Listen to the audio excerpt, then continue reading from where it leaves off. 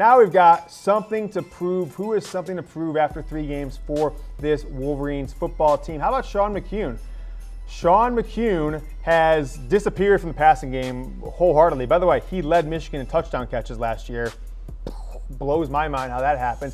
But he's been completely nowhere to be found this year. And the one time Shea Patterson tries to go to him inside the 20, he gives up at the ball, thinking about his stats over the team, stops about a yard into the end zone, doesn't come back to the ball, and as such, a SMU receiver, cornerback, defender runs right in front of him, picks it off, takes it back a little bit, and Michigan blows a scoring drive in the first quarter. Could have really helped the game and really put him in a tough position throughout the entire first half until Josh Metellus' walk-off pick 6 to end the first half against SMU. Sean McCune, you got something to prove this week. Last week's guy, Peoples-Jones, 3 touchdowns. Can we make it 2 weeks in a row? Can we get 3 touchdowns out of you?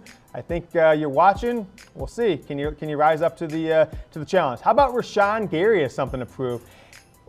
You're expecting an all-world Jadeveon Clowney type season. You're expecting 9, 10, 12 sacks a year, and frankly the numbers haven't been there, nor have the disruptive plays or plays that you go, wow, that guy is talented. So he's projected a first-round draft pick, some of them inside the top 10, and I just haven't seen enough out of Rashawn Gary that I think that you can rely on him to be an all-American level linebacker like everyone thought he would be coming out of high school 3 years ago.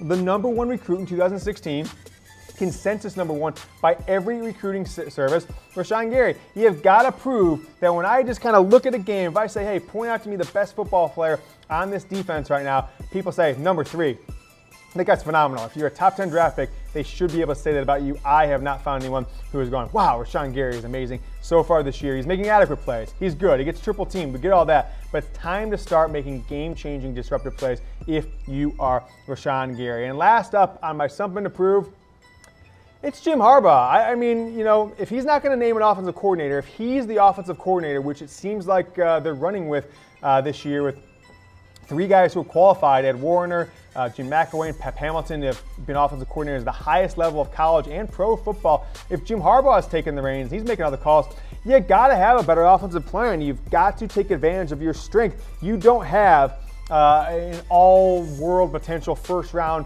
potential running back. You don't have a first-round potential offensive line across the board, but you do have a first-round potential quarterback. You may have one at a wide receiver, depending on how Peoples-Jones and Collins and Tariq Black, as they progress, Zach Gentry evolving. Jim Harbaugh, punt,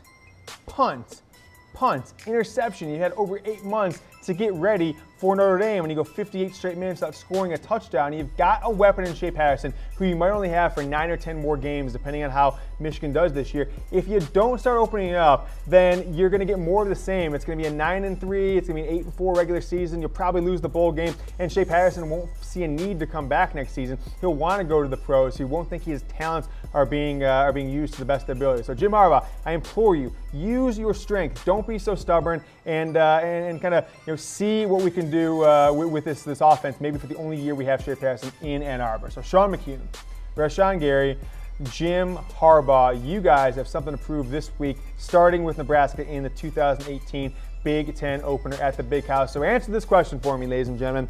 How would you grade Jim Harbaugh's coaching so far? I think you could say, I intend it to be this year, but I guess it could be so far in his 3.25 years at the University of Michigan. A, B, C, D, or F. I mean, if you would have told me that after 3 years you'd have a 5-loss season, you'd have 0-3 versus Ohio State, 1-2 versus Michigan State, 0-1 versus Notre Dame, and you'd already have a loss to start the year, you'd be 2-1 outside the top 10. I would have said 3.5 years ago, I would have said, that's probably like a D minus.